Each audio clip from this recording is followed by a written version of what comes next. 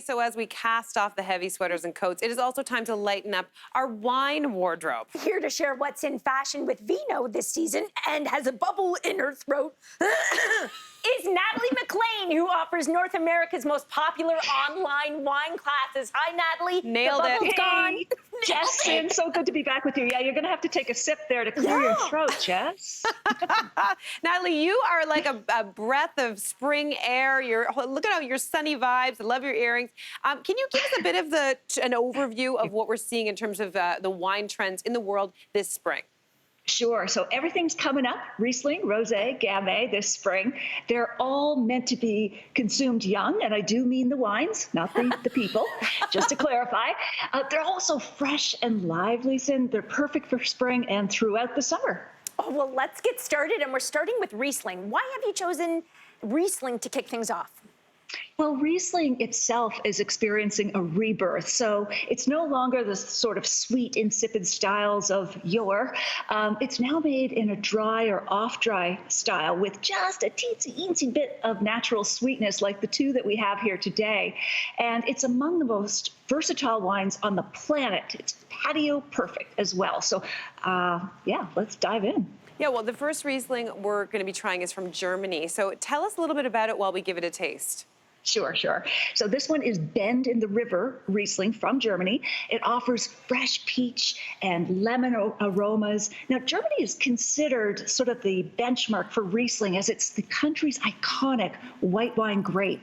And it's actually planted in a quarter of all vineyards in the country. And Germany makes 45% of all Riesling worldwide. So what do you think?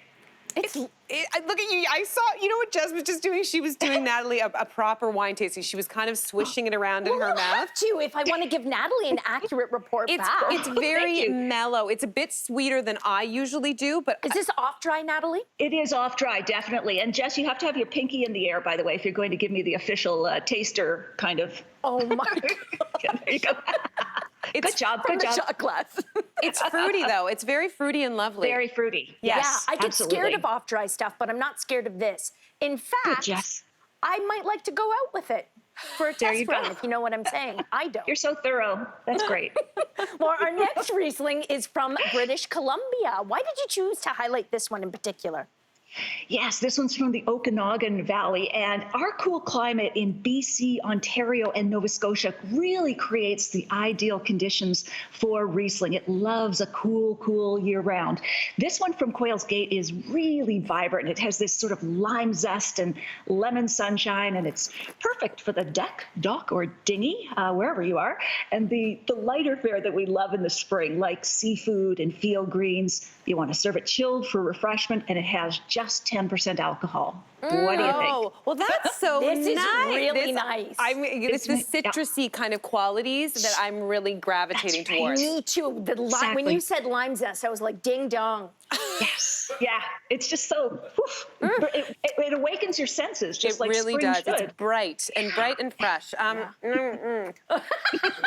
Next up, we're talking rosé. Sorry, Natalie. It never seems to go out of style. Why is that? Because it's amazing. Yes, it's amazing. And it's always in fashion, rosé all day, right? But it's now more popular than ever as winter-weary wine lovers welcome spring and try to do tongue twister sentences like that. There's no need to age rosé either. They're ready to drink when you are, so I think of it as prêt-à-porter, prêt-à-rosé. Love that. They're so pretty. Oh my God, I love it. And our first rosé is from the country I like to pretend I'm from, which is Italy. She does. I'm excited. My family actually is from there. But yes, go on. Okay, cool. So this one is Fantini Collalenta from the Abruzzo region of Italy.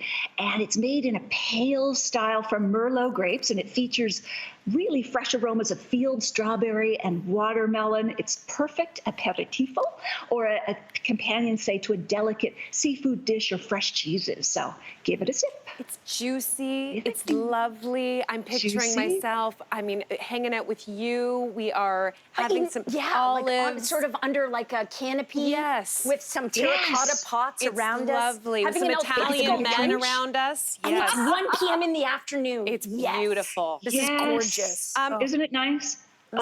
So refreshing. Next, we're going to move to California with a wine you've brought it for us to try. Exactly. So George and Daniel Dow grow Grenache grapes on really steep limestone and clay mountain slopes in California's coastal range mountains. And you'll find some really lovely aromas of pear, watermelon, rose petal. I think this wine would be terrific with grilled chicken or veggies, but I want to know what you think, of course. It's just so interesting, the different like notes. And I didn't think I would be able to taste all of the differences. Like this one is like, it's juicy too, but there's, am I tasting more like something that's a mix of juicy and citrusy? Yes. Or am I just getting tipsy? Is it true? Yes. It's definitely a mix of juicy and tipsy. That's a really good way to put it, Sin. Very good tasting note.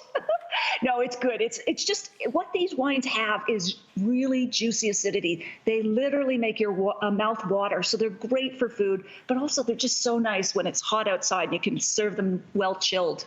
With that combination, I just want to say juicy and acidity. Would this be really nice with like prosciutto, you know, like to balance the fat of that? You bet. So acidity is like a silver knife. It just cuts through food, like whether it's the prosciutto or a creamy cheese or even a fresh cheese. I mean, it's just so versatile. For me, acidity is to wine what salt is to food. It brings forward flavor and enlivens the dish or the drink. Ooh, so nicely said. Now, Natalie, if red is more your style, you say it's Gamay all the way this spring. Why is that? That's right. So Gamay is a lovely spring red because it's not heavy like Cabernet and Shiraz can be, but it's still packed with flavor. So there's no big furry tannin, alcohol, that sort of thing. These reds are also meant to be consumed young. You don't have to age them. So first we're trying a Gamay from France. So tell us about this one. Sure. So we have the Georges de Boeuf Gamay from Beaujolais. So in the north of this region, in Burgundy, the signature grape is Pinot Noir, which shares a lot of the same characteristics with this Beaujolais in that it's smooth and medium-bodied, not too heavy. But you'll find that Gamay is a lot less expensive, generally speaking, than Pinot. And this one has really lovely, fleshy, ripe berry notes and some spice. And I think it would be just gorgeous with portobello mushrooms. What do you think? I'm really enjoying this. I mean, I'm a red. This has got your name written all over it. I'm a red sucker for a red. Because it's a lighter red, but it has a heck of a lot of depth. Yeah, it does. Natalie, follow up. Do you think this Gamay would be beautiful put into the fridge an hour before you serve it? Ooh, You castle bet. temperature. Yeah. I love that. Oh, you guys, you have learned so well. I'm so proud of you. Look at who There we've you go learned with your from. serving temperatures. But you're right. The old advice was to serve reds at room temperature, but that was when we were talking about medieval castles that did not have central air conditioning or heating. So 18 degrees or whatever, a lot of reds are served too warm, especially in the summer. You don't want that. All you're going to get is the alcohol and fruit up front. It's going to taste flabby. So Jess, to your point, yes, put a chill on it, and you'll find it's just so much more lively and uplifting. Love it. Good job, Jess. No, thank you. So last up, we're tasting a Canadian wine. What do you have here? Okay, so we have got a gorgeous Gamay from Lakeview Cellars. It's actually called a Gamay Noir. And Gamay is also one of Canada's real specialties wine-wise, because again, we have this cool climate. And this one, I think, is bursting with Bing cherry notes. Really nice. Oh, isn't it? As well Jess as is I having think... it. Go on. Go on, Yes, Natalie. no, that's okay.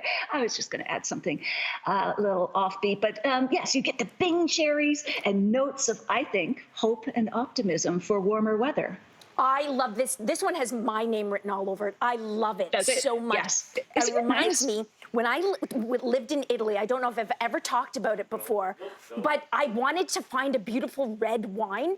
And I was very young and naive, and I wanted like a big fat red, like a Zinfandel.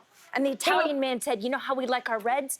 The way we like our women, with a little less makeup. You know what I mean? And this red has a little less makeup, but it's gorgeous. Natalie, thank you for sharing these wonderful spring wines with us today.